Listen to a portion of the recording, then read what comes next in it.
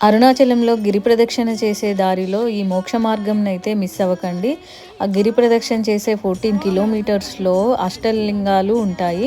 ఆ అష్టలింగాలలో ఏడో లింగమైన కుబేరలింగం తర్వాత ఈ మోక్ష మార్గం రైట్ సైడ్‌కి వస్తుంది.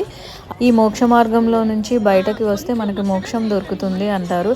అలాగే ఇందులో ఉన్న యంత్రాల వల్ల మనకి ఈ బోన్స్ రిలేటెడ్ ప్రాబ్లమ్స్ ఏమైనా ఉంటే అవి పోతాయని కూడా అంటారు. అలా అని అందరు ఇందులో నుంచి ఈ మోక్ష మార్గంలో నుంచి ఎంత లావున్నా చాలా ట్రై చేస్తారు.